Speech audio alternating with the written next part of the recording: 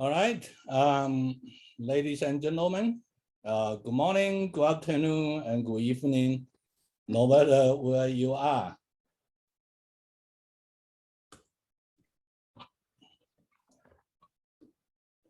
All right, my name is Qingyan Chen. I am the director of the PolyU Academy for Interdisciplinary Research, or we call PAIR, here at the PolyU.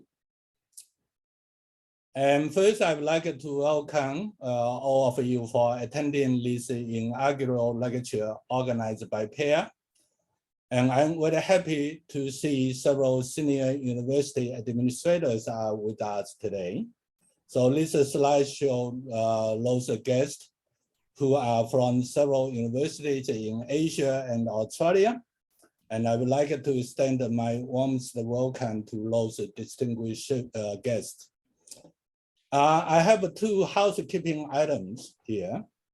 For today's lecture, you can submit your written questions by clicking Q&A in the bottom of your Zoom screen during the lecture. Or during the discussion session, you can raise your hand in the bottom of the Zoom screen. Then the moderator can unmute you your microphone so you can ask questions during the discussion session. So now I would like just to spend a few minutes to briefly introduce PAIR. So this slide shows the 2030 agenda for sustainable development development goals set by the United Nations. So this action plan, including the 17 sustainable development goals, that emphasize a holistic approach to achieving sustainable development for all the people. So the world is facing unprecedented challenges. So issues ranging from climate change, food safety, aging population, public health, pollution, etc. So that we strive beyond the existing paradigms in our academic world for new discoveries and solutions. So none of those goals can be achieved through the traditional single disciplinary research. And therefore, interdisciplinary collaborative approach are essential for successfully in achieving those goals. So under the leadership of Professor Jin Guangteng, the president of the Hong Kong Polytechnic University, we established the PAIR with the following vision. So we wanted to be the world leaders in providing interdisciplinary research for major societal changes through the advanced research and again the knowledge transfer activities, etc. We also, our mission is to promote, lead, and support PolyU interdisciplinary research to address the major societal challenges. We will also create the societal impact of PolyU interdisciplinary research through partnership and interaction with the business, industry, and the government. And finally, to enhance the visibility and reputation of the university to become a leader in the strategic focus area through impactful collaborative activities in research and knowledge transfer.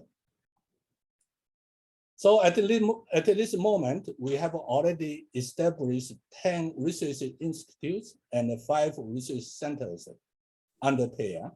So those research institutes and centers have a broad portfolio that include food and energy, health care and medication, infrastructure and sustainability, manufacturing and automation, artificial intelligence and internet, and space exploration. In combination, those research institutes and centers underscore interdisciplinary research as one of the most productive and inspiring of human pursuits, and also produce the solutions to profound societal issues, ensure a sustainable environment, and enhance the quality of life. So PAIR has brought a tangible result, whether in recruitment of quality researchers, international recognition of the university research achievement, or the continued development of the interdisciplinary research that maximize cross the field benefit and synergy among the disciplines. Just take the Hong Kong and Great Bay Area as an example. PAIR will build a global technology and innovation hub, expedite the infrastructural connectivity, build a global modern industrial system, take forward ecological conservation, and develop a quality living circle in Hong Kong and Great Bay Area. And for the world, the PAIR will contribute to the sustainable development goal set by the United Nations. And now I would like to introduce the president of Polytechnic University, the Professor Jin Guangtang, who will introduce our speaker today. So as I mentioned, Professor Tang is the chief architect of PAIR, and who also serves as the founding director as the oldest of the research institute under PAIR, that's the Research Institute for Sustainable Urban Development, about 10 years ago. So Professor Tang is also a member of the Chinese Academy of Science. So now I'd like to have Professor Tang introduce our speaker today. Thank you. Thank you, Yang. Distinguished guests, ladies and gentlemen. It is our great honor to have Professor Koshland with us today as the first speaker of the PAIR Distinguished Lecture Series. Before introducing Professor Koshland to you, I remember that in 2009, when I was then the Dean of the Faculty of Construction and Land Use, which is now called the Faculty of Construction and Environment, we had the honor of having Professor Koshland as a guest of honor at our 15th congregation ceremony of the faculty. I was very pleased to have her on the campus of PolyU, and later on I also met her when I visited UC Berkeley in 2011, and we had a very enjoyable time together at lunch. So I would like to thank her for all her past support to PolyU and her continued support to PolyU and PAIR. Professor Koshland is the interim executive vice chancellor and provost of the University of California, Berkeley, also known as UC Berkeley. She joined UC Berkeley in 1984, and she is the Wood Calvert Professor in the College of Engineering, Professor of Environmental Health Sciences in the School of Public Health, and a professor in the Energy and Resources Group. From 2004 to 2014, Professor Koshland served as UC Berkeley's Vice Provost for Academic Planning and Facilities, a role that was later expanded in 2009 to include teaching and learning. From 2015 to June 2021, she was the Vice Chancellor for Undergraduate Education. Professor Koshland was bestowed the Kennerstein Award by Haverford College in 2017. In 2013, she received the Seraphim Award by the International Congress on Toxic Combustion Byproducts for her outstanding professional achievement in health effects engineering and environmental monitoring. Professor Koshland has wide-ranging academic interests and a deep dedication to cross-disciplinary exploration. Her research interests include air pollution, the health impacts of nanoparticles, energy, technology, and social cultural impacts. as well as environmental health regulation and policy. Using UC Berkeley as the exemplar, Professor Koshland will give us a distinguished lecture on lighting the way with interdisciplinary research since 1868. UC Berkeley, of course, is a renowned institution of higher learning and is ranked among the top 10 in the Times Higher Education World University Rankings 2022. It's home to many leading research institutes, such as the Mathematical Sciences Research Institute and the Space Sciences Laboratory, among many others.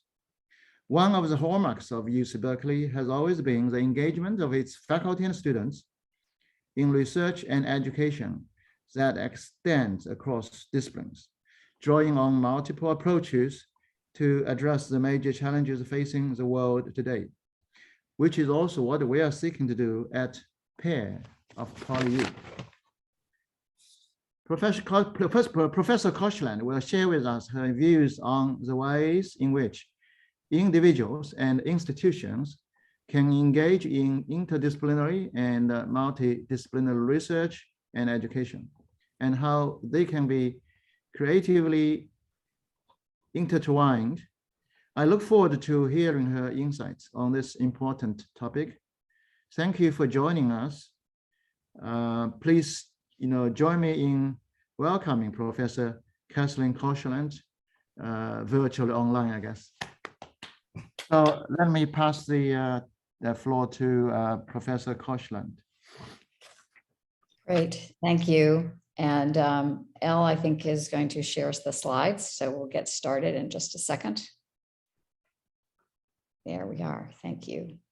So it's a real pleasure to be here, and thank you all for your warm introduction and your gracious invitation to be a part of this. I was really excited by this topic because interdisciplinary work has been a hallmark of my own work, but is also something that I've loved about UC Berkeley ever since I arrived. It's a campus that I always felt that there were no barriers that were not porous and able to be crossed by faculty, staff, and students in pursuit of the questions that they had and the knowledge that they wanted to pursue. So next slide, please, Elle. So Berkeley has been connected through the world through collaborative interdisciplinary research, really through its founding.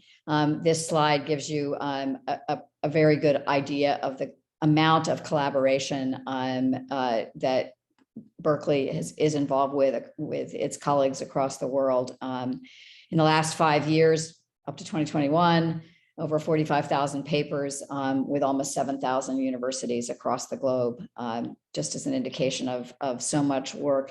And while much of this is work with colleagues on a one-to-one basis, much of the recent work is team-based and involves collaborations, not just between two institutions, but among many institutions. I'll click on one more to see if there's that. Yes, there's the close-up of our relationships with Hong Kong institutions. You can see the number of publications that we have collaborated on in the last 5 years. Next slide, please.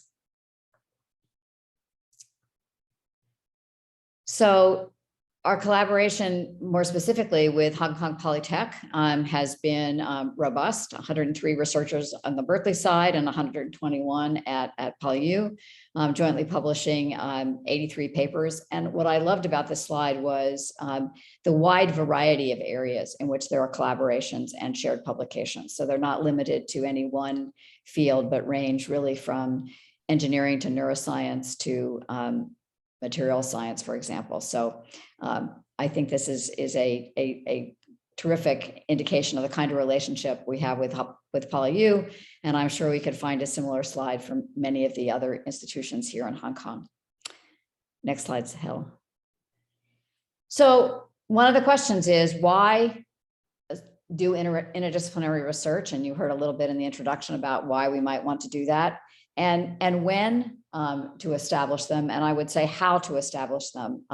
What are the mechanisms? And I'm going to focus on many of the ones that are internal to UC Berkeley, because I think it provides any institution with a variety of ideas and ways in which to pursue this. And then we'll talk about some that are across and out, that cross the boundaries of the campus. So next slide.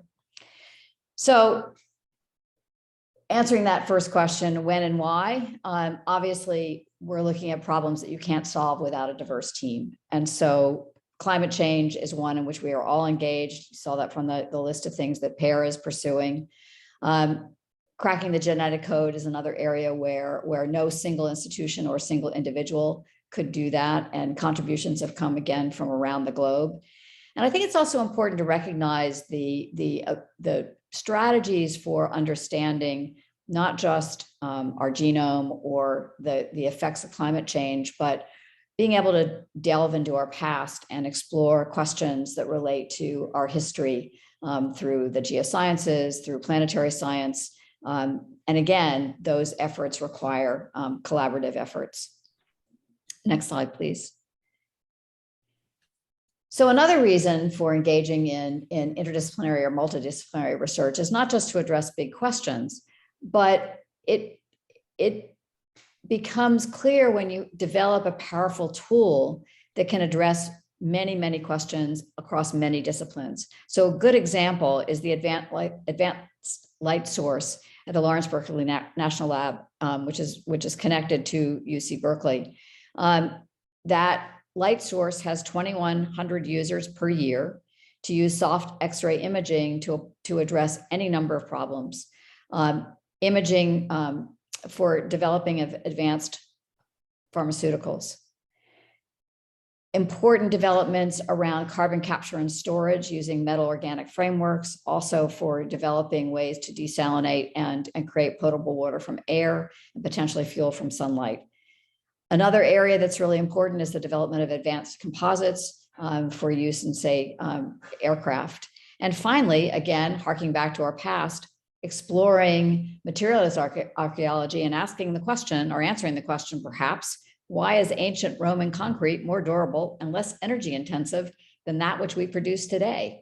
There's a lot we can learn from the past, not just looking forward into the future. So a tool or method can be a powerful centering point for interdisciplinary research. Next slide, Al. And then it's really important in your own research. So I'll take a minute and say, I've had the pleasure of doing a couple of interdisciplinary research projects on the mainland in China. This is one in Jilin province where we were evaluating the implementation and use of an appropriate technology in a village setting. And we were asked by our collaborators at Princeton, so this is Berkeley collaborating with Princeton, to engage in an economic, environmental, and social impact assessment of this implementation of this technology. We collaborated with an anthropologist from Oregon and worked collectively with the UN Development Project and with colleagues on the ground in Jilin, as well as colleagues in Beijing, to carry out this work. And again, it was the kind of work that one could not do as a single researcher easily, and which was very rewarding in the ways in which we did it. And the photograph is a picture of my student, Susan Fisher, and our translator, with whom we worked very closely. So strengthening one's own research is a good motivator for collaboration and interaction. So on a personal level, on a use of methodology level, or on a big questions level, these are all drivers for engaging in interdisciplinary research. Now, next slide. So I want to spend some time talking about strategies and structures for doing this. One strategy is organizing research units in particular ways. In the UC system, we have something quite specific called an organized research unit, but basically any structure that can help support faculty teams would fall in that category. The second one is transformational partnerships with other institutions, with industry, with other academic institutions to connect to problems, to translate our findings so that they can impact policy and next steps. And finally, finding ways to transform the professoriate to recruit the best minds to define new fields of collaborative research. And I'll talk a little bit more about the various strategies that we've used at Berkeley to do this. So next slide, Elle.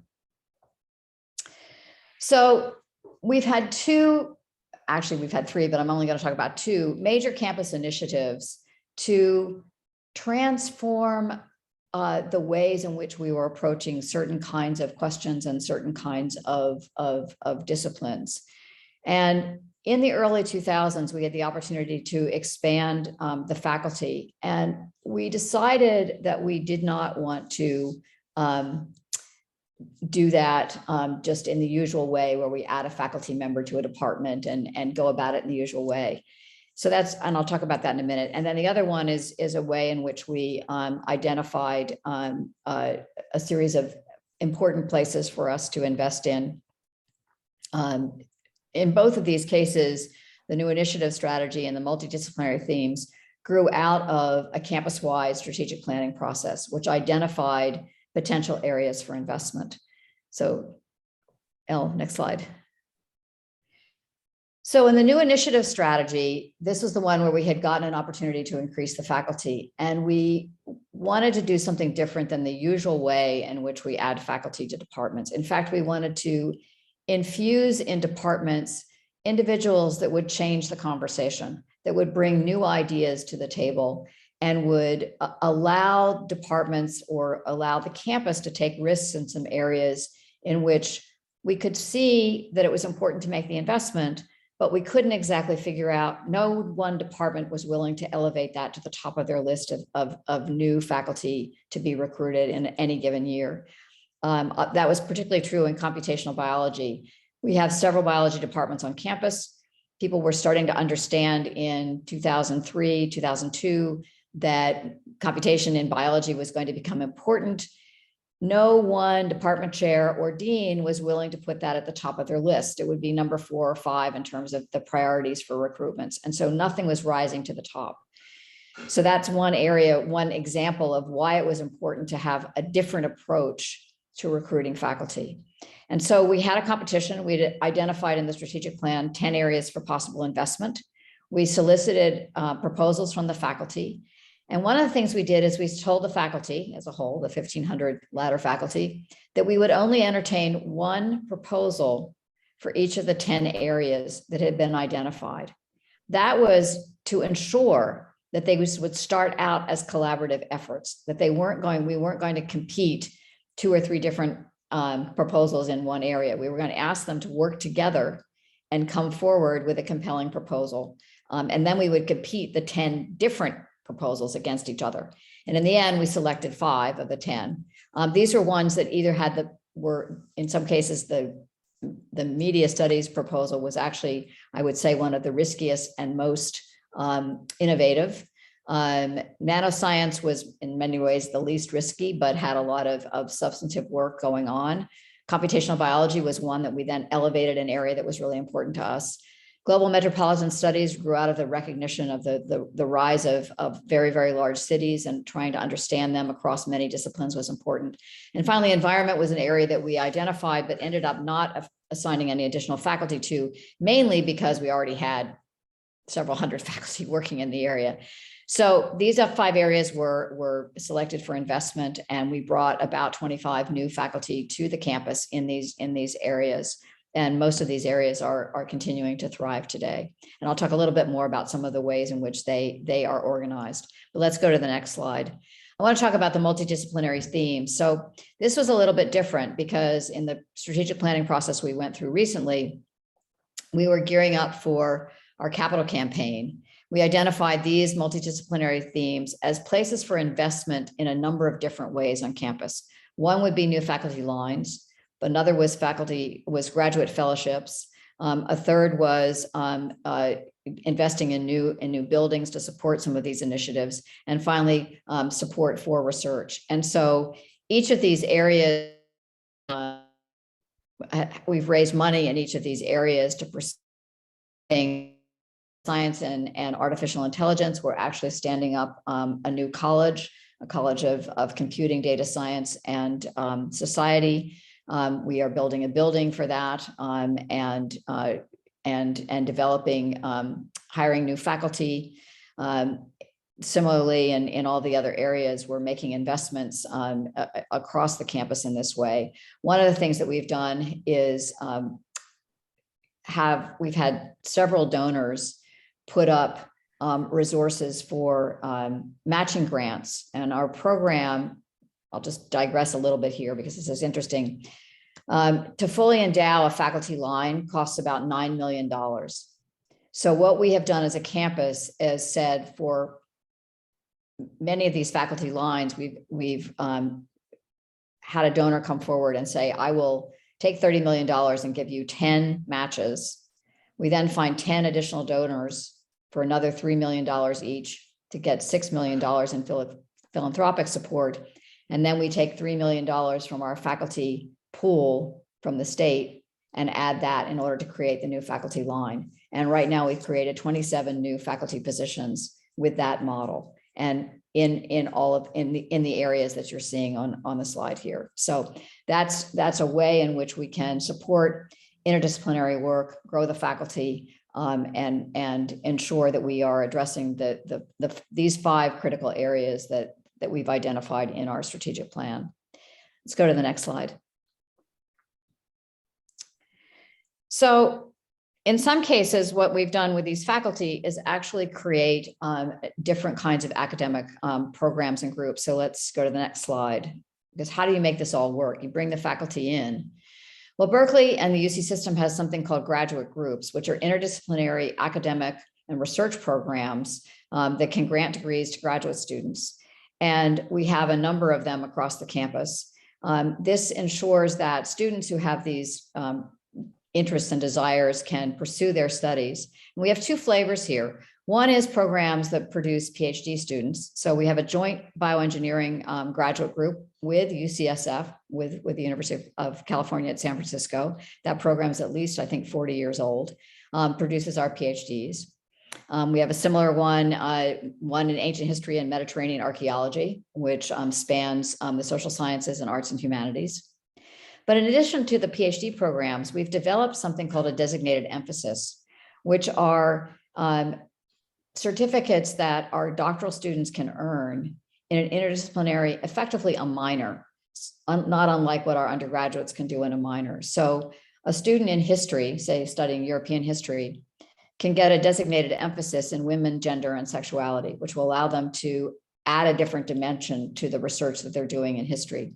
Or a student studying in civil and environmental engineering can do a designated emphasis in global metropolitan studies and take classes in the College of Environmental Design and architecture or urban planning, as well as what they would be doing in their PhD program. So this enriches and more broadly develops what our doctoral students can do and engage in. And most of these designated emphases, there are 20 or 30 on campus, draw students from at least that many departments in any given year.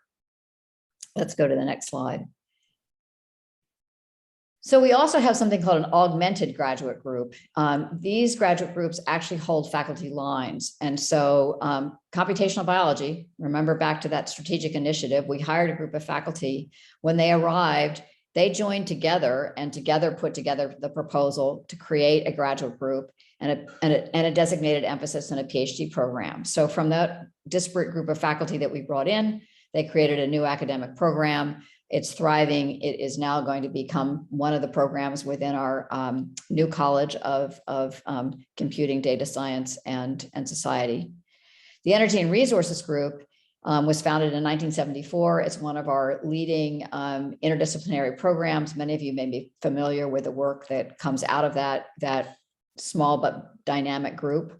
And it allows faculty like myself to really have access to a range of students with a range of possibilities. So the work that I have done in policy has largely been done with graduate students in the Energy and Resources Group, as well as working with in between energy and resources and public health for some of the environmental questions we've been asking. So it gives faculty access to an amazing range of graduate students And it's a powerful way to cross disciplines. And the graduate students who come into IRG have undergraduate degrees in everything from English and history to biology, engineering, history. Had a graduate student with that undergraduate degree come in to that program and either get their master's degree or their PhD. Neuroscience PhD program was founded inside an ORU. It's been part of the molecular and cell biology program for a long time, and we are now migrating it into a new department of neuroscience, a standalone department on the Berkeley campus.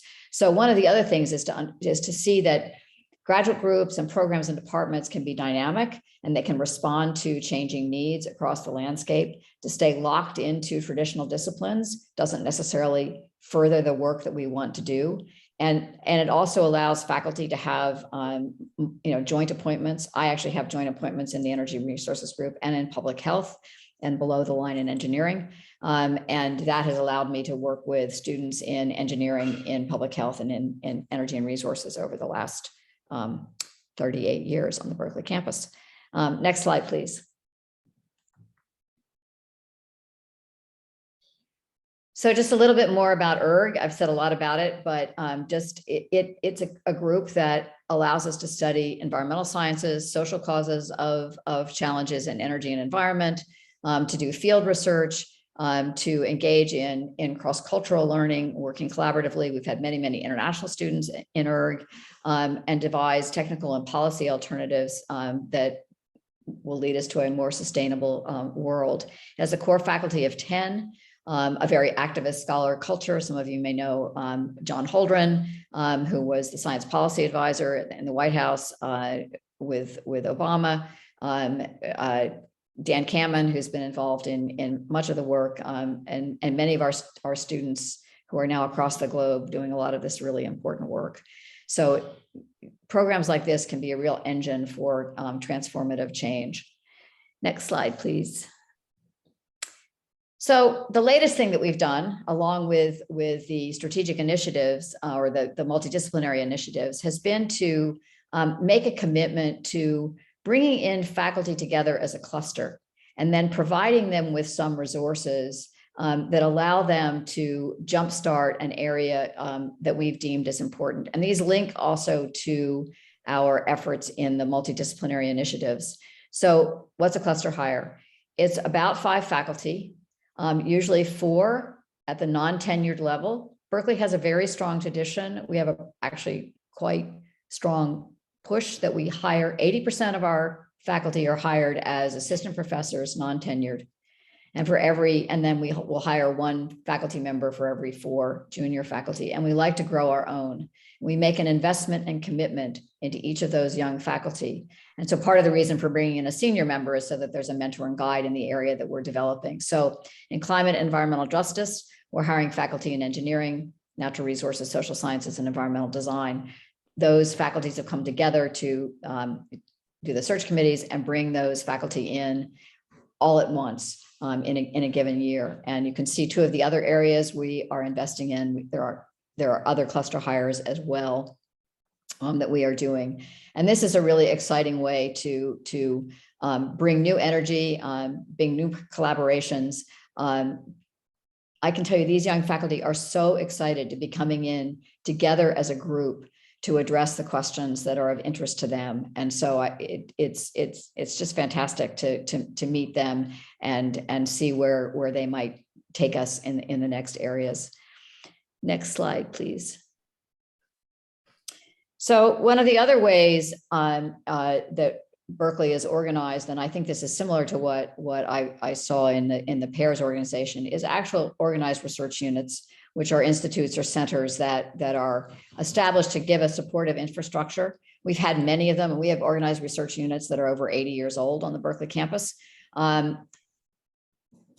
And I'd say the one challenge I see with organized research units is they are hard to disestablish when they're sort of no longer relevant. And so that's something to keep in mind about how one makes adjustments and changes and helps units transform or sunset when they are no longer as relevant. And some of them have longevity that is relevant. Our Institute for Governmental Studies is the one that's over 80 years old and remains vibrant and relevant today. But there are others where you could say, time to have a different perspective. Next slide, please. So, as you heard mentioned in the introduction, Berkeley has the Mathematical Sciences Research Institute. We have the Simons Institute. There's a Center for Chinese Studies. There's the Institute for East Asian Studies. We have many interdisciplinary institutes and centers across the campus that support all kinds of research efforts, not just in the sciences, but in the social sciences and arts and humanities as well. There are 41 UC Natural Reserve sites that are available across the UC system for faculty and students to pursue research in what are effectively living laboratories that serve over 100,000 users a year. And on the Berkeley campus, we have 7 research museums, the Phoebe Hearst Museum of Anthropology, the Natural History Museums include the Museum of Vertebrate Zoology. There's an entomology museum. These have specimens that have been collected over the last 150 years that allow us to do some amazing research in climate change and addressing and understanding evolution of different species, understanding the flora and fauna around the areas in which they're collected. We have, there's a museum of paleontology that has, a huge area of huge collections of dinosaurs and other fossils. So our faculty and students are able to have access to these, and actually they're available to researchers from around the world as well. And again, they act as hubs for interdisciplinary and multidisciplinary research. Next slide, please. Let me say a little bit about the research that's in the social sciences and humanities. We tend to think a lot about the collaborative research that exists in the sciences, but I want to just raise up 2 of our areas that have been just transformative on our campus.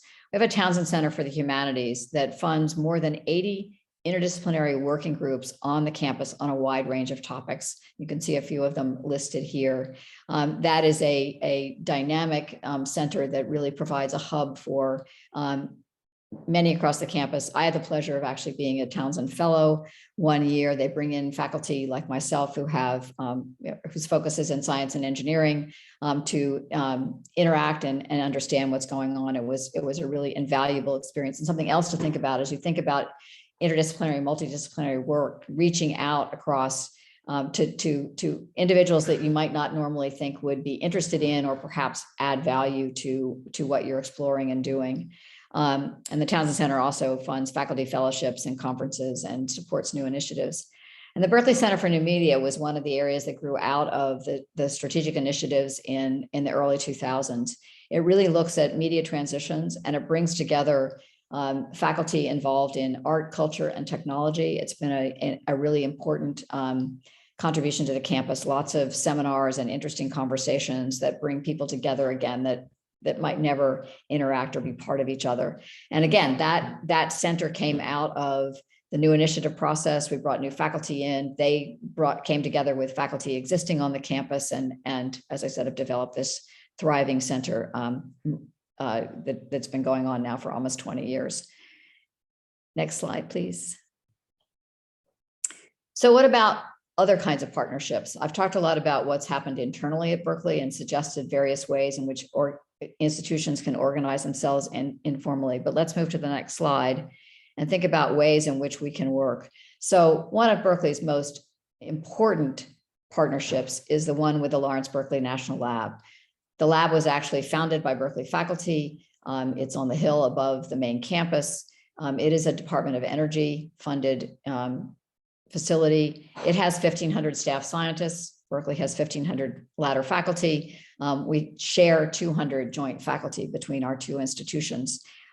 We have, I think, probably several hundred graduate students every year whose research is actually conducted up at the lab. And of course, the lab has resources like the Advanced Light Source, which are used not only by Berkeley faculty and LB&L scientists, but by scientists and researchers from around the world.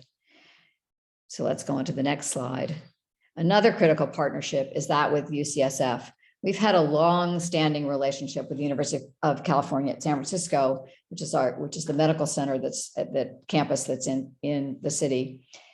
Lots of one-on-one faculty engagements, some engagement across the campuses, for example, the joint bioengineering PhD program.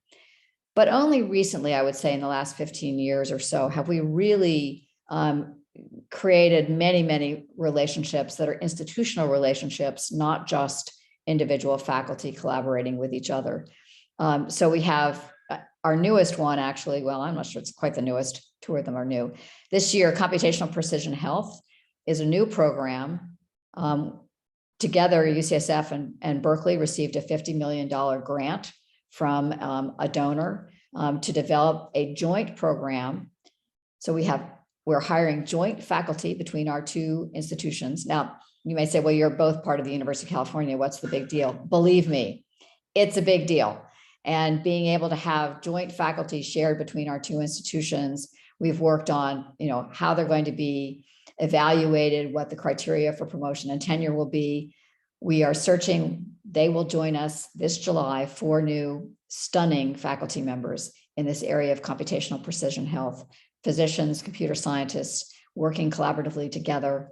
They'll be housed partly in our new college and partly at UCSF I think it's in the Baker Center.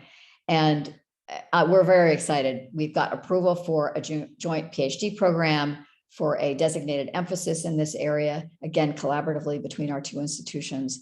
And we will welcome our first PhD students into the program in the fall of 2023. So we're really excited about this collaboration and what it may do across our two institutions and for the fields of medicine and computation. Others, I won't go into all of the other ones, but this just gives you an idea of the flavor of what it means to have a partnership with another institution and how to make that a successful one. The ARC Institute is a private new institute in biomedical science, and we are just beginning that relationship. And of course, the Chan Zuckerberg BioHub has been around for a while now and supporting research, not just at Berkeley and UCSF, but elsewhere.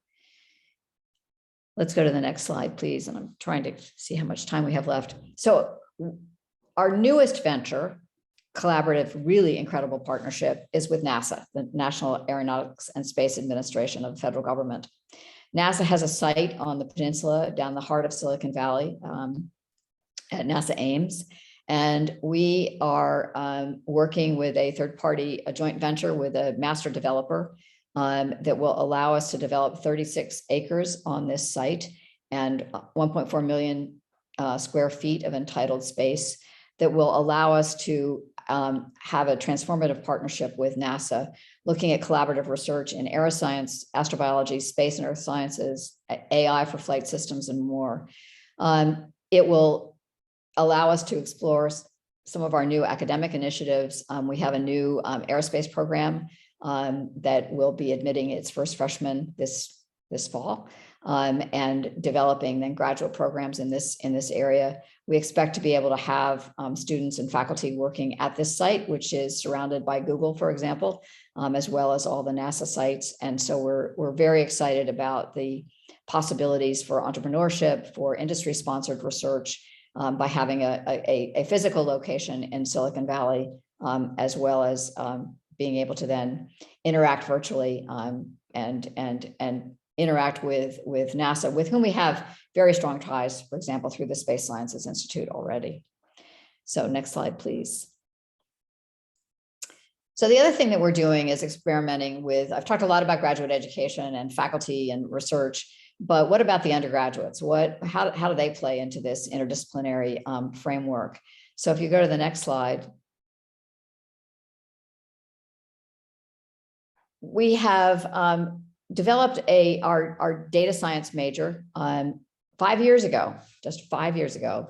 We established a course called the Foundations of Data Science, and we did it with that course, Data 8, not requiring calculus. We did it so that it was a introduction to data science that would be open to any student.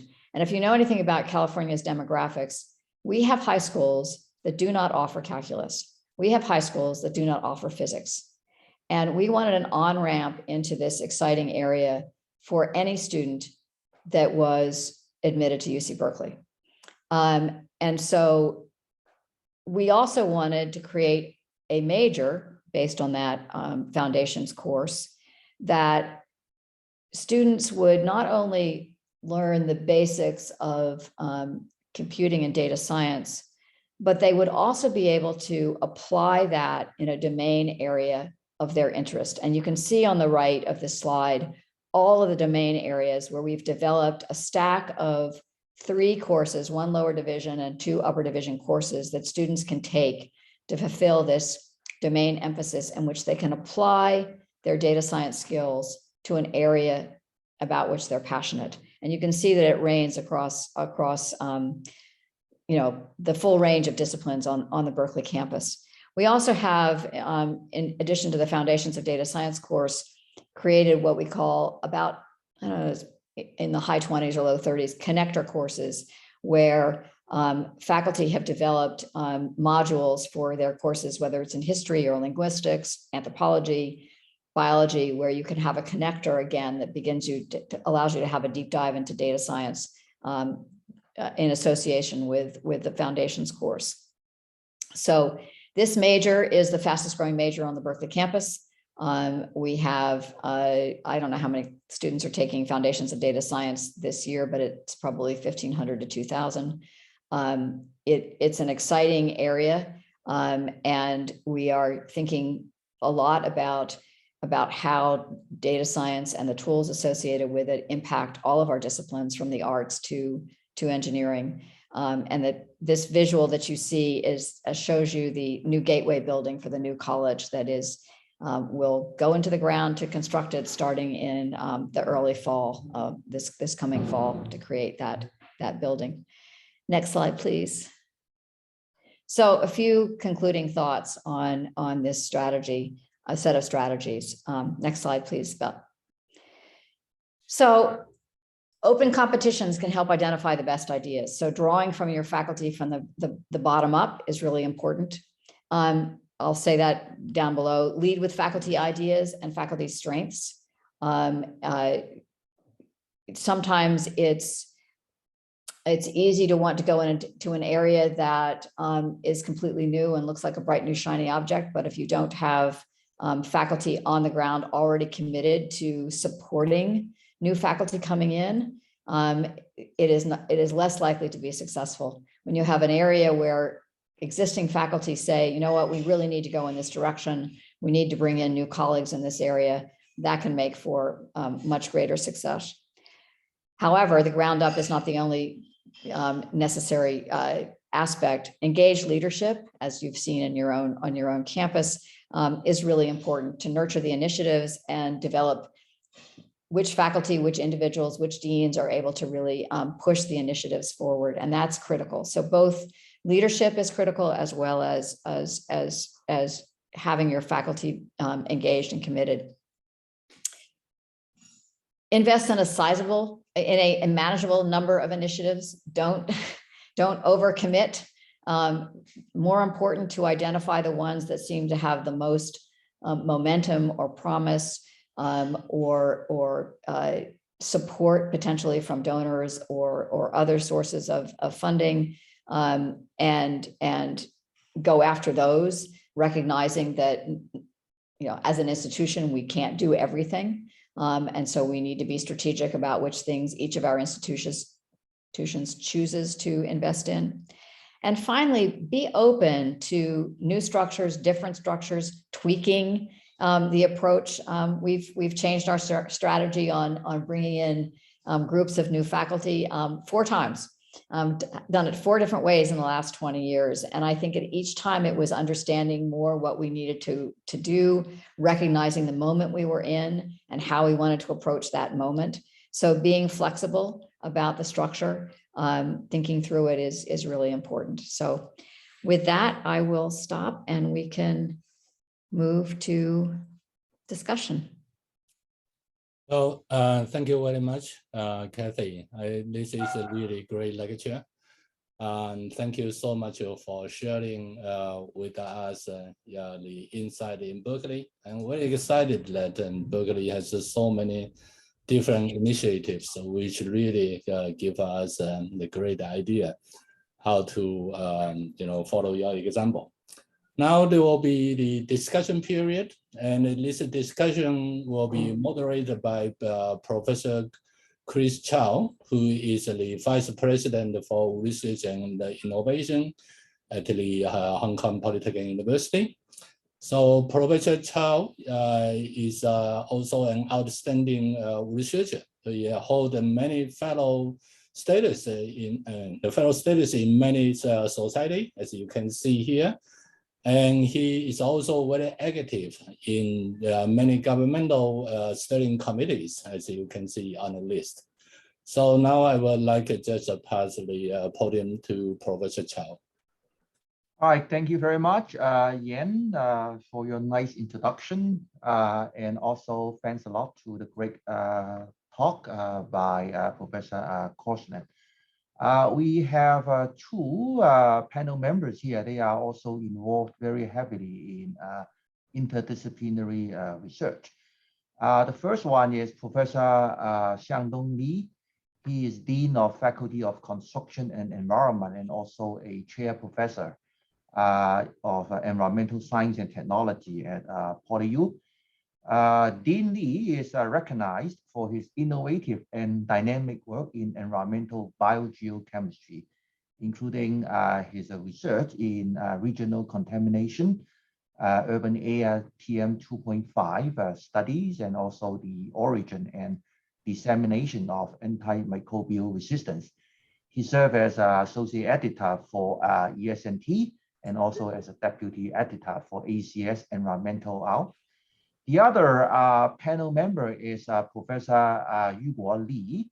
He is Associate Dean of Engineering at the University of Hong Kong, in charge of research and also Chair Professor of Building Environment.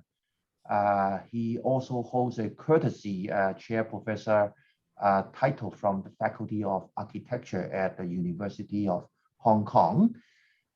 He is editor-in-chief of the international journal Indoor Air, and his research interests include built environment, and also he is now heavily involved in the COVID-19 study involving aerosol transmission and related public health issue. So without further ado, I would like to give the floor to the two panel members to engage discussion with Professor Koshland. Xiangdong, you may start. Okay, we take our 10 into 10, and also thank you, Professor Chow, for a very nice introduction.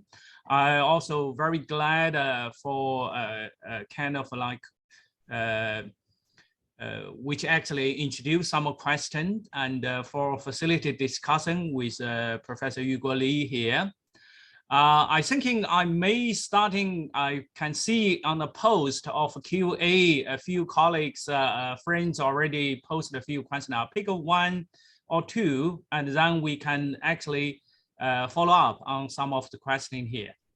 I thinking one of the question, Professor Koshland have mentioned a great example for the interdisciplinary sim. If a faculty and joined a point at Berkeley campus, and all we are really great to see is crossing different like a UC system, even in the future, possibly crossing California with the East Coast as well. So how about can this collaborative department to evaluate and share the teaching capacity of the recruit faculty members? And Professor Koshland, please. So, you know, this is the first time we've had faculty who are jointly appointed. So, you know, there are some cases where a faculty member might hold a position. It's not something we like at Berkeley, and we have very, very few of these, where somebody might be one semester at Berkeley and one semester at NYU. And then each institution does its own thing. But in this case, these are jointly appointed, shared appointments. It's 50-50.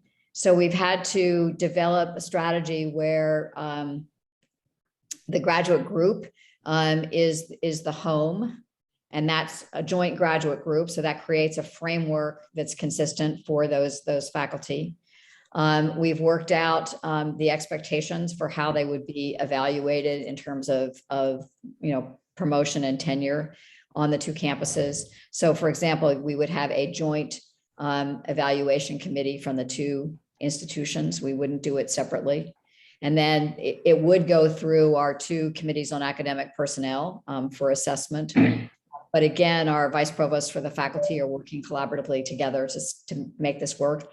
And I'm sure we'll hit a few hiccups, but I think we've made it pretty clear. We've done a lot of joint appointments within our institution now. We, you know, in the time that I've been on the faculty, we've gone from having very few to being much more open about even joint appointments at the junior level, not just at a more senior level, and really work to develop memorandum of understandings. So if, for example, we have joint appointments where one department might be a book culture and the other department is a paper culture. Well, we work out what the expectation is for that faculty member, given the fact that they are sitting between two departments with different cultures. And being transparent is really critical. Being clear about what the expectations are, and also being clear about service obligations. So if you're in two departments, you know, how are you balancing service on the admissions committee for graduate students, or how are you balancing serving on a search committee for a faculty member? And again, getting a clear understanding of what those expectations and obligations are is really important. We do have every faculty member have a home department that helps with paperwork and things like that. But from a practical perspective, we're looking for you know, transparency and clarity on what the expectations are in areas of teaching, research, and service.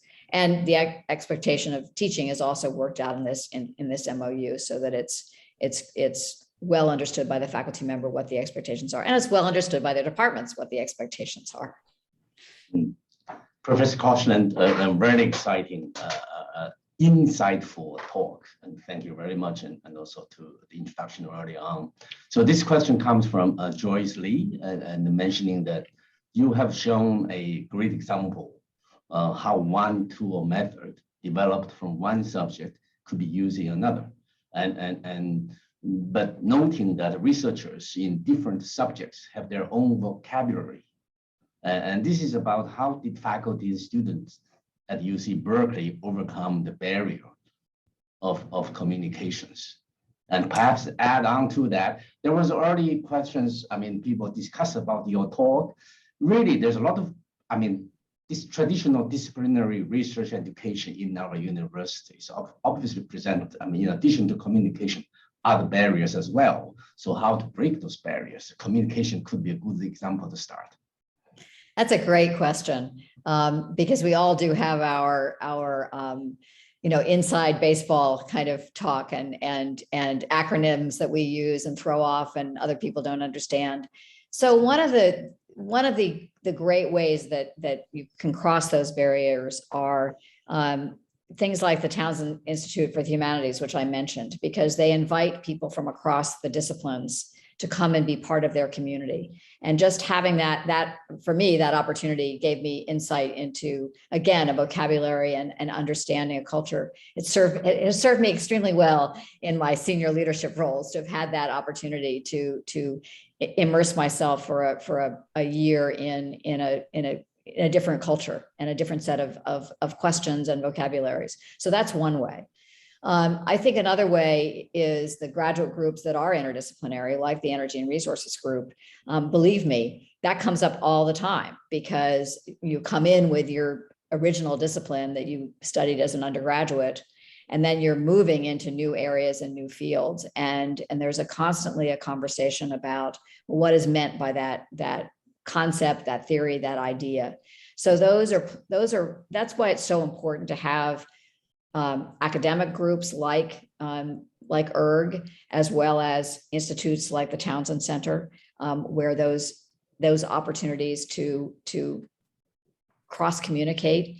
The Center for New Media, which has had a long-standing seminar series in art, culture, and technology, is a perfect example of the kind of way, because literally engineers and artists, scientists, historians come together in that seminar to discuss, and it's an open seminar for the campus. So that's one that graduate students and undergrads can be part of as well. So, I think it's a great question, and I think we have to work at it to cross those barriers. And I want to say that I think the study in the traditional disciplines is really important, and this focus on interdisciplinary work is not to deny the value of someone who is deeply engaged in the basic, study of genetics or the study of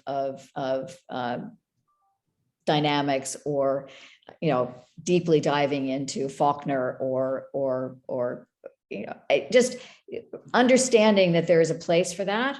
But one of the other things we've learned is how important it is, even within traditional disciplines, to stretch the boundaries or to infuse new ideas. So one of the ways in which the strategic initiatives and the new initiatives have done has been to bring someone in who, say in political science, brings a different perspective on the questions, to bring somebody into economics who is thinking outside the box and differently than traditional economics have done. And Berkeley has done a huge job in just behavioral economics and pushing the understanding and boundaries of how we actually need to think about those problems. So part of it is, how do you introduce individuals into the traditional disciplines who can change the conversation and broaden the way in which we're thinking about the problems that we're having? So it's a combination of, yes, these multidisciplinary frameworks are really important, but so is the introduction into the traditional disciplines of new thoughts and new ideas and new faculty. Okay, I may follow up a little bit, and the question Professor Koshland is from our Professor James Tang, Secretary General for the Hong Kong University Grand Council. And the question here is, how do you evaluate the outcome? Because there is a diversity of the specialized field, and how you set out about the criteria where you can actually evaluate the promotion, the hiring of faculty. I believe that's also the similar question asked from Wei-Ling Tian, where you know quite well, and how very much many of initiatives at Berkeley, and how can individual unit be evaluated fairly for their performance and allocation funding and also the promotion for staff. So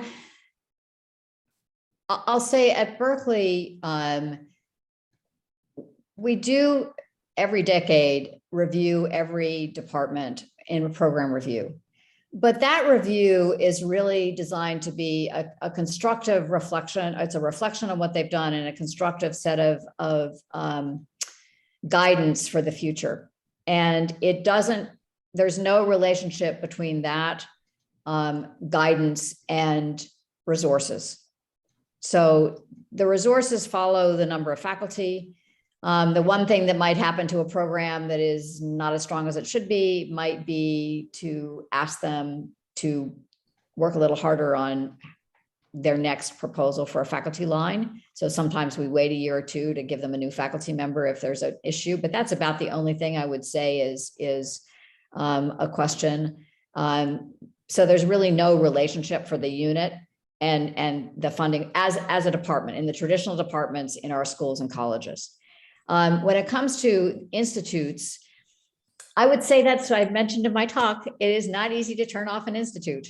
there's always somebody who thinks that they're entitled to that. And so I would love advice on how best to do that, because I don't think we've done a very good job of it. When it comes to individual faculty, it really is, it's a combination of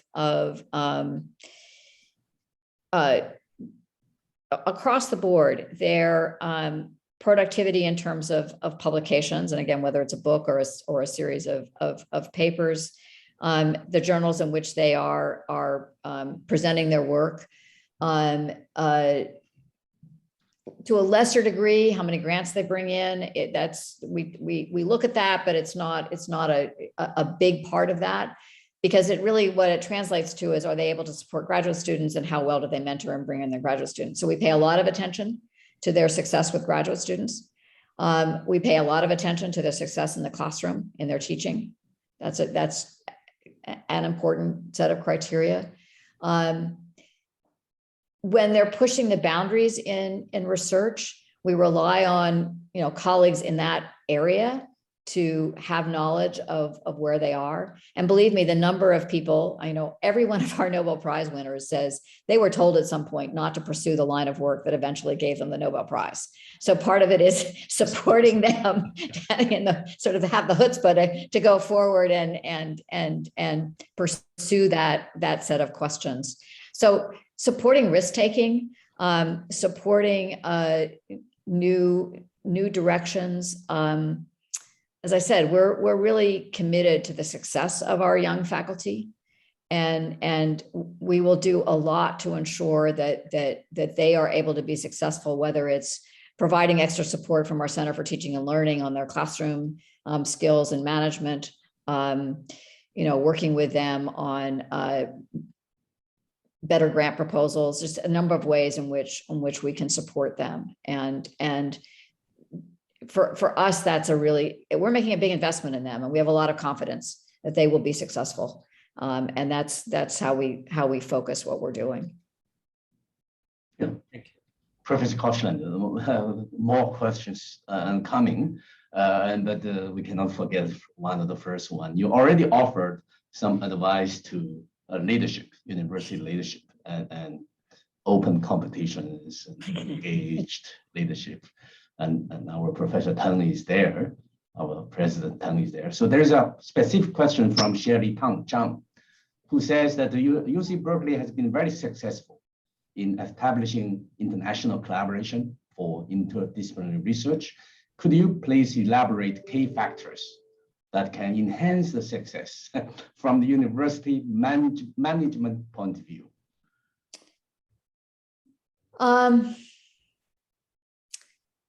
So we have first of all, much of that collaboration comes, as I said, from individual faculty members, and making it, putting a value on them being able to, travel and engage. We have a very strong set of support structures around how to navigate some of our federal government restrictions and requirements for research and for research collaborations.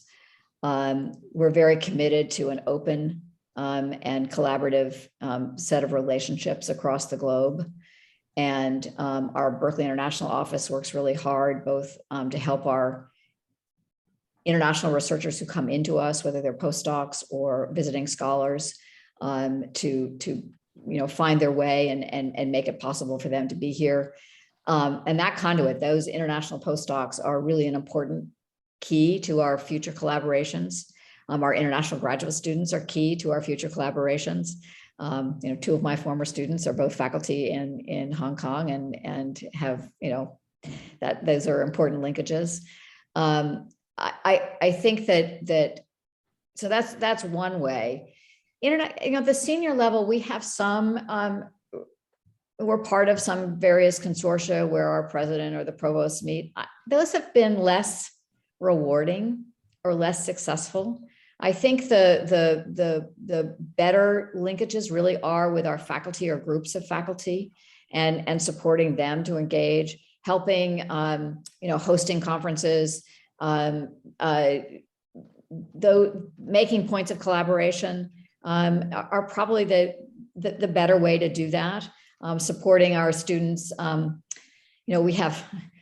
We have a program with the University of Hong Kong at the undergraduate level for a dual degree program it was just launched when when COVID arrived. So I'm hoping that will really grow into a very robust program in the future. And we have a similar program with Sciences Po. Some of you may have one as well, a joint degree program there. So at the undergraduate level, those are ways of building those linkages among us. And then again, graduate students, we have some interesting exchange programs.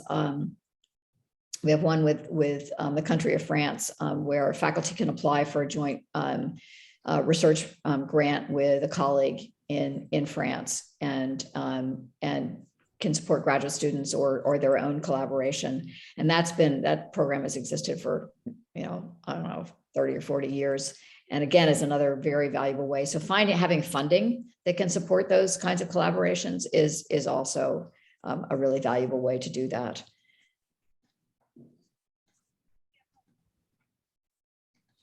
Yeah, Prof. Koshland, I'll just run another, probably we change a little bit dimension. I know about the research need kind of quite close alliances with industry as well.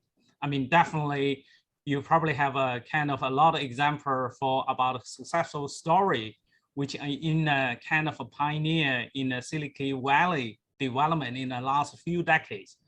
Makes about this Bay Area a truly kind of a great example for research innovation. So how can you share us some experience how Berkeley and to kind of leading in a very strong industry collaboration, like you set a great example in your slide with NASA and possibly with other private sector as well.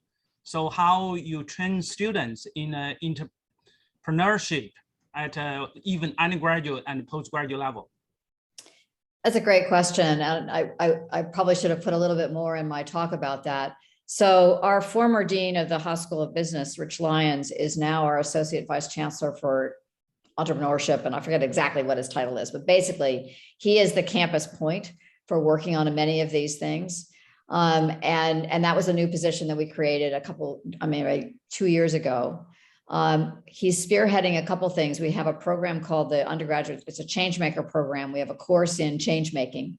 And again, we use that word because change making can happen whether you're a social scientist, an artist, an engineer, a biologist. So the notion is helping students identify the kinds of things in which they want to make change, and then helping them develop the tools that they can use to develop that.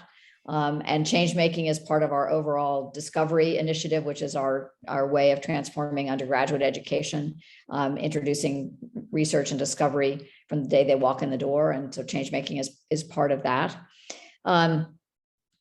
We also have had, probably for the last decade, an innovation hub called Skydeck, which teams of graduate students can apply for support for an idea that they have, and as well as faculty and others.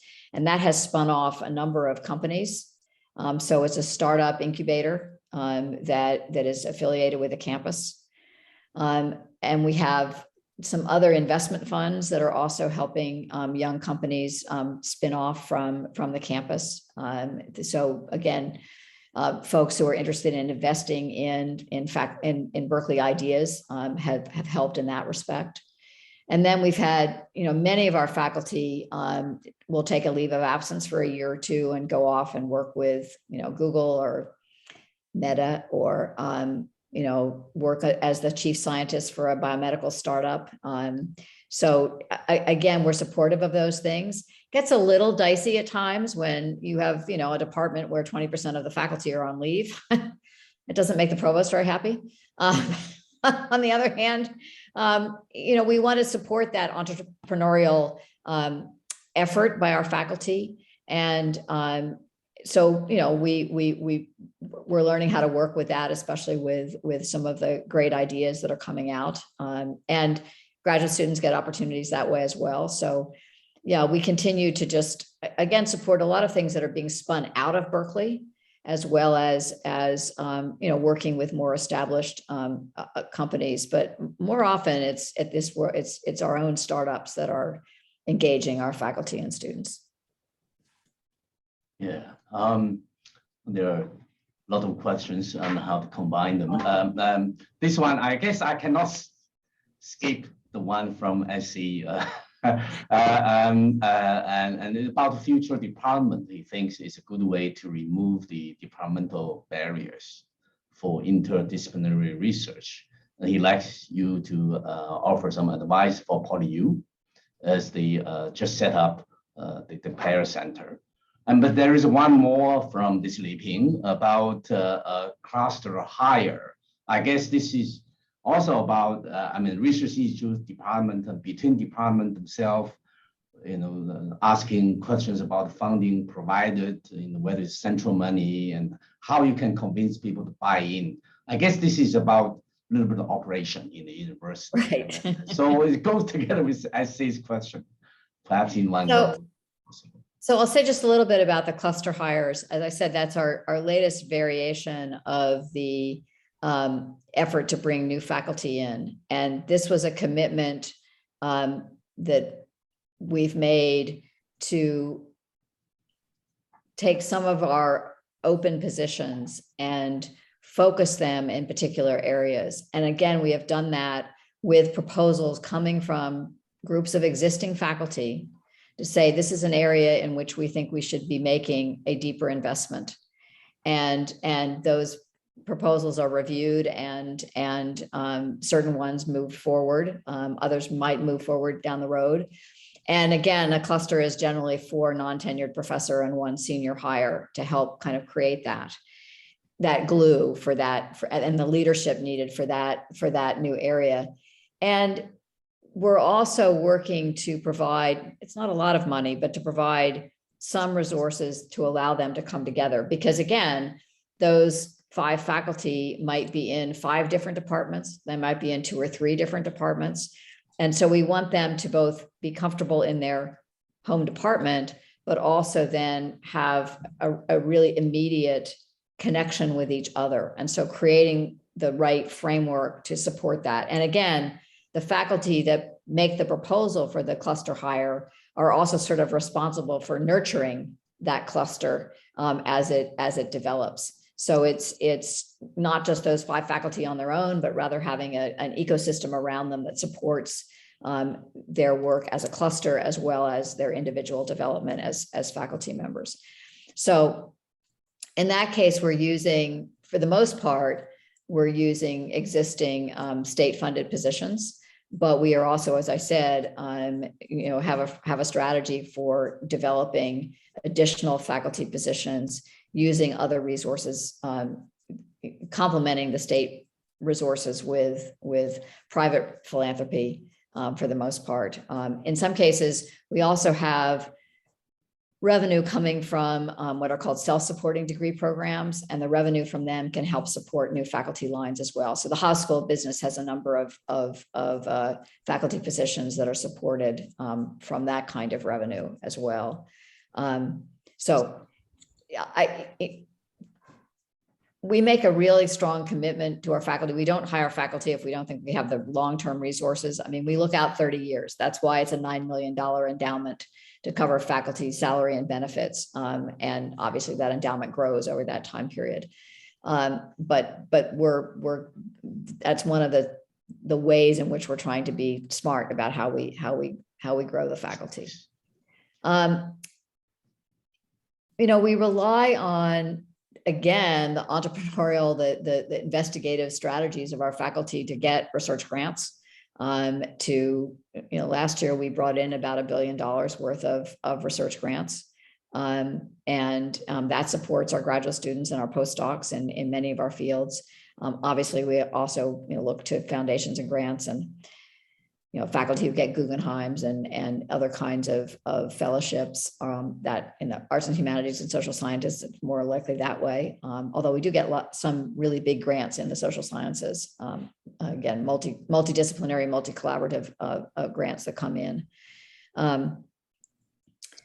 And that's, you know, there's no magic there. It's working to do that. One thing I will say, and I still don't think Berkeley does as good a job as I would like us to, it's really important in this day and age with opportunities for large collaborative grants to provide the research infrastructure. So if PAIR is prepared, for example, I mean, at Berkeley, it would be our Vice Chancellor for Research's office and operation to provide support so that you really can pull off an application for a, you know, multi-million-dollar grant. So a $25 million grant from the federal government means you've got to really pull together the right people. You've got to have the whole thing done. So, you know, it's that infrastructure support, I think is getting more and more critical for success in these big collaborative grants, which address the big challenging questions that we have. Yeah, may I just follow up? And Professor Koshland, you haven't mentioned the data science, and it's kind of like become quite a pressing challenge for us, like the big data, the AI one. So how is your will? And we can actually break the traditional boundary, computer science, AI. And also in a case, if there's a joint appointment, particularly for a young kind of non-tenured colleague, how we protect he or her research interest, still need to pass the major review for tenure side, how we balance kind of like a free choosing research in a kind of interdisciplinary nature, but still be quite recognized in a kind of a chosen special field. That's a great question. And as I said, we are standing up. We're in the process of getting the proposal reviewed for our College of Computing, Data Science, and Society. And that college will have, here's another thing that we've done, if this is going to work. Our Department of Electrical Engineering and Computer Science will be shared between two colleges. It will be jointly in the College of Engineering and jointly in the College of Computing, Data Science, and Society. So we are working out all the MOUs and understanding of how we're going to manage a shared department. So stay tuned.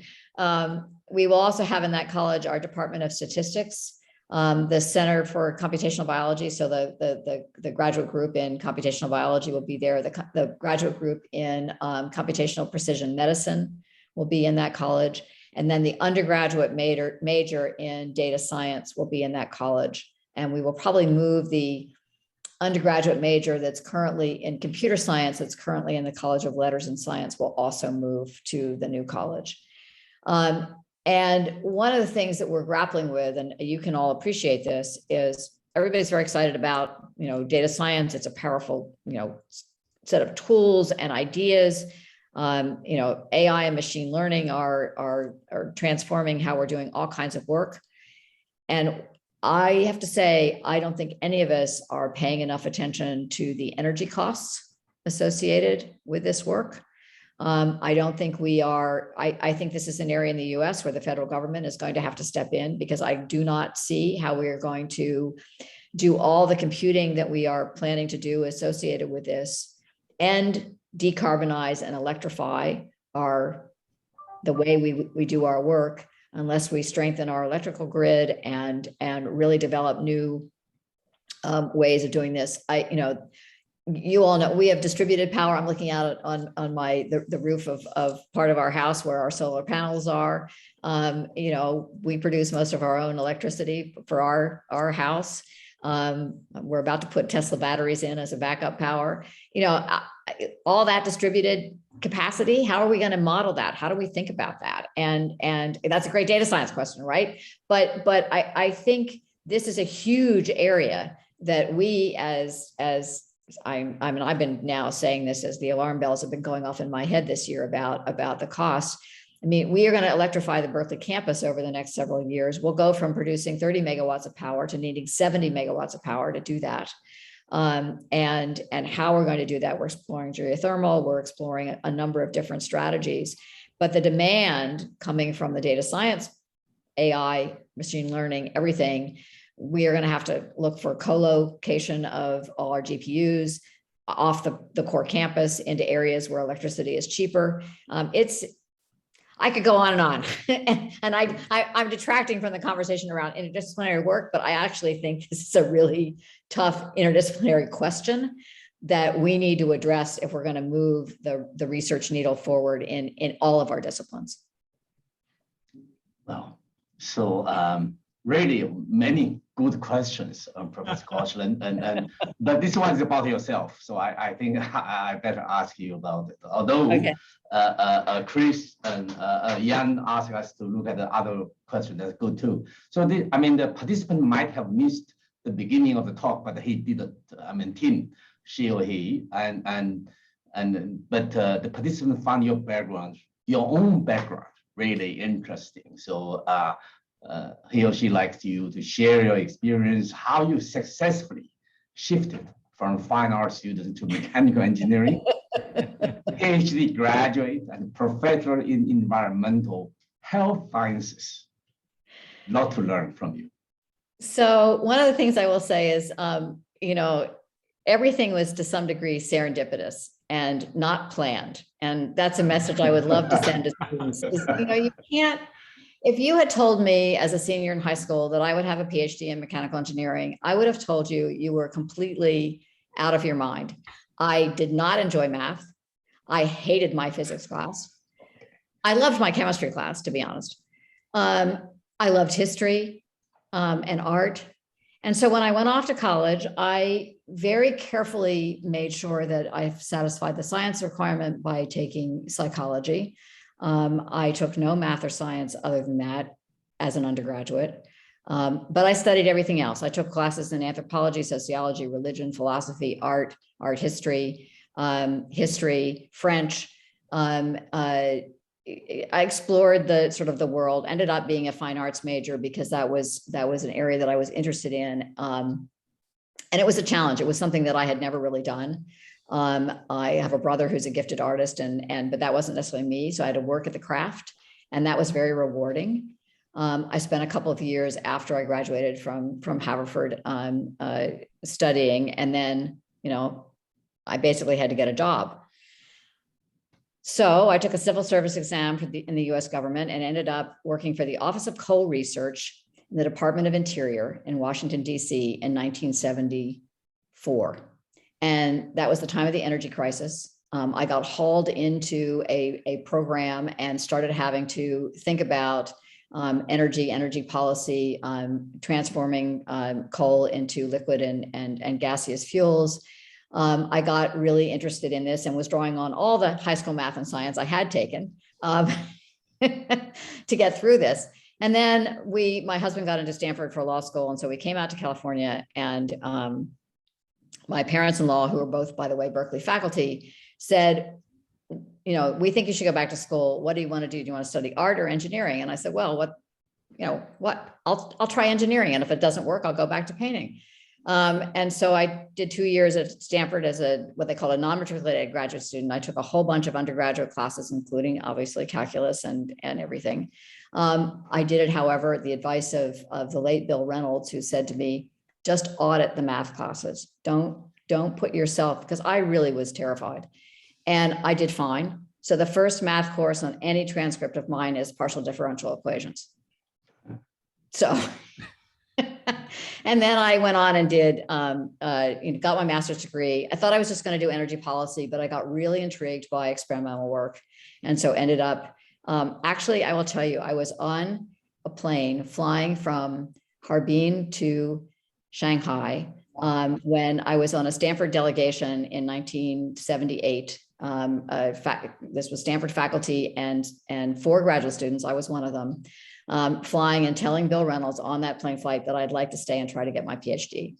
And at that point, I had my first daughter was 8 months old. She was home with her dad while I was in China, and went on from there. Did my PhD at Stanford. Had one more child while I was at Stanford, and then came to Berkeley and started and at the advice of my professors, who all thought that I just did things a little differently than other people. I went to public health and environmental health sciences instead of going into mechanical engineering. And that turned out to be again, a really good match for me. I learned all my biology while on the job effectively, and had one more kid, and then, you know, off and running. It's been an amazing year. I'm actually going to retire in July after 38 years on the faculty and 18 years in administration. It's time for someone else to pick up the reins. And I'm looking forward to being an emerita and getting to call my own shots. And I have 8 grandchildren and they're all in the Bay Area. And so I'm excited about spending time with them. So thank you for asking that question, letting me battle out a bit. I think we have putting about the floor to Professor Christopher Chow. Yes, I noticed that we are getting close to the end of this discussion section. I noticed that President Leonard Jan has put up his hand for a long time. Perhaps I would like to leave this very last question to President Jan and see if he would like to ask a question. Thank you very much, Chris. Can you hear me? Yes. We can hear you. Good. My question for Professor Koshland is, how did you kickstart your data science? Did you hire new faculty members who provide foundation? No. No, we had a couple of really distinguished members of the EECS department. David Culler was one of the key people, and some others. Actually, one of our historians of science and technology was another key player. So we had a range of faculty from across the campus, faculty in statistics, electrical engineering, computer science, our information school.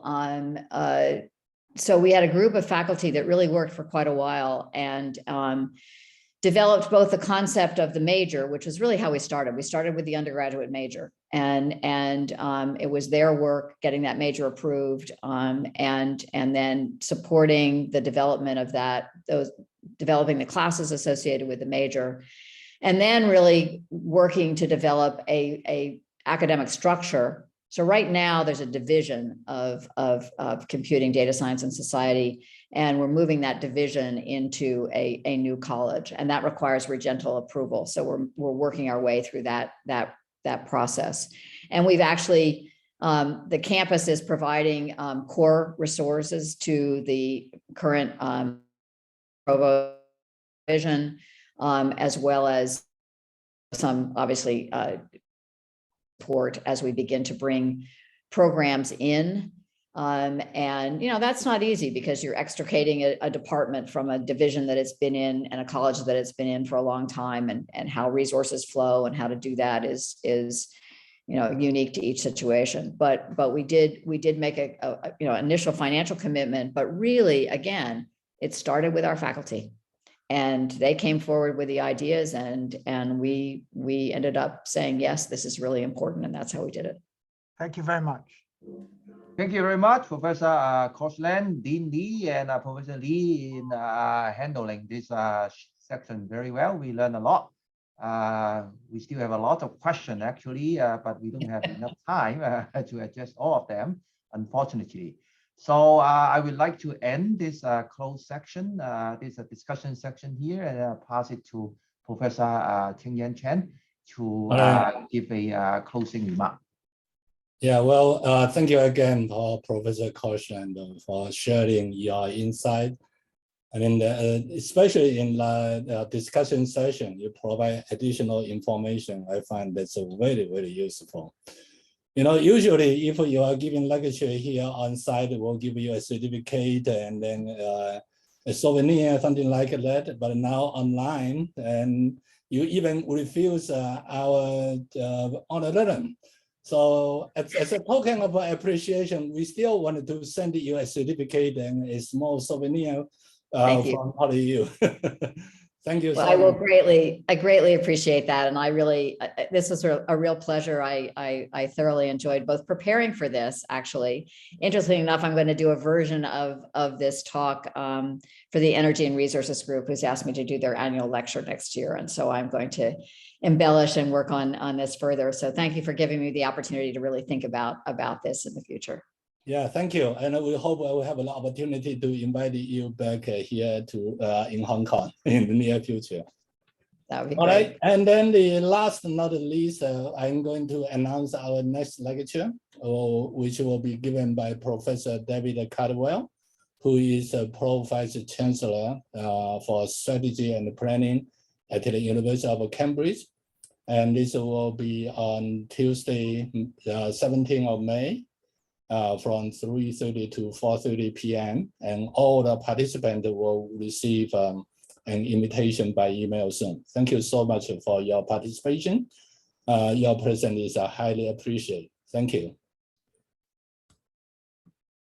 So let's conclude our lecture today, and we'll see you in a month. Thank you. Thank you.